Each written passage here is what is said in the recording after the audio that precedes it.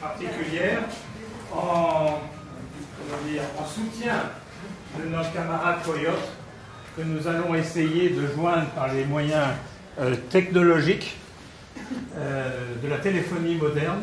Il est dans son hôtel particulier en ce moment confortablement installé dans son palais et dans quelques dizaines de minutes nous allons entrer en contact de façon mécanique avec le Coyote des Alpes. Mais tout d'abord, quelques questions relatives au Coyote. Êtes-vous capable de frapper dans vos mains en regardant un panneau routier? Là, vous. Êtes-vous capable de vous asseoir sur une cornemuse? Êtes-vous capable de souffler dans un clairon du Haut-Jura? Êtes-vous capable de marcher 12 km avec 4 sacs en plastique pleins de livres volés sans vous arrêter de parler? Êtes-vous capable de moudre à l'ancienne du café d'Éthiopie en citant l'intégrale de Rimbaud? Êtes-vous capable de crier la lettre A comme hasard? Êtes-vous capable de faire du ski avec le portrait de Charles Fourier dans la poche? Êtes-vous capable de lancer une casquette dans un cajot de fruits et légumes? Vous pouvez répondre. Êtes-vous capable de vous prendre pour un agent des PTT? Êtes-vous capable de casser des noix du Dauphiné avec un éventail japonais? Êtes-vous capable de vous mettre en transe en jouant du ping-pong? Êtes-vous capable de parler de Filiou à un gratin dauphinois? Êtes-vous capable de prendre le train et d'agresser les voyageurs? Êtes-vous capable de vous prendre pour Picabia? Êtes-vous capable de faire une conférence sans public et d'avoir rien à dire? Êtes-vous capable de ne parler que d'Isidore Isou? Êtes-vous capable de rouler au pas en écoutant Eric Satie? Et bien sûr, êtes-vous capable de vous amuser au musée des musées d'amusés? Mais êtes-vous capable de vous taire? Effectivement, vous n'êtes pas capable. Et selon la poésie totalement totale, vous êtes les dilettantes du monde KKKKK, les usurpateurs à 1000 voix, les pourfendeurs du souffle initial et radical de l'erratum musical. Vous êtes les contributeurs des manifestes intégraux, inégaux. Vous êtes les commissaires du grand n'importe quoi, de l'ego sourd des troubadours. Vous êtes l'écart absolu de l'errance. Vous êtes le coq à l'âne de l'os à moelle. Vous êtes les déclassés des pique-niques. Vous êtes le brouillage composite des papillons. Vous êtes le calembour, la tautologie. Vous êtes le kaléidoscope des trous d'information, de la dynamo spirituelle. Vous êtes la parabole de la pitrerie. Vous êtes le parapluie des papouasies pneumatiques. Vous êtes le parasol de Picasso. Vous êtes le perpétuum mobile. Vous êtes la patatatatata finie du poi-poi parallèle. Vous êtes le caramba de l'imperium asinum magnificum. Et bien sûr, vous êtes l'aspirateur-respirateur du crium delirium cocoyote circus. Vous êtes bien au studio 34 sur les traces fugitives d'un coyote égaré.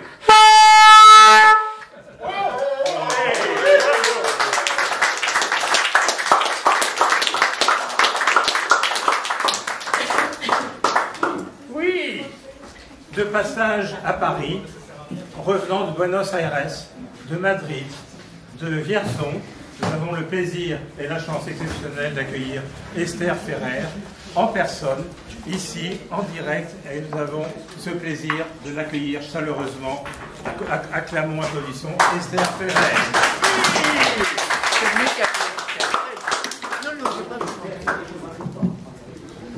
Voilà. Est-ce que Michel est connecté? Michel n'est pas encore connecté, il sera On ne connecté. peut pas les connecter? Tu veux l'appeler? Tu veux l'appeler?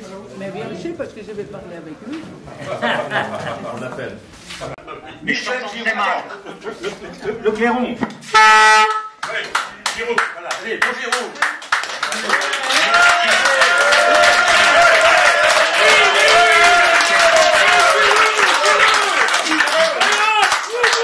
Les mille et une muses et ouvreurs de boîtes qui ont fabriqué Méli-Mélo en zigzag vers l'écart absolu de Saint-Charles-Fourier. El Coyote, l'amérindien totémique du Mexique, le dingo, animal sauvage, chien totémique des aborigènes d'Australie il y a plus de 40 000 ans. Maintenant,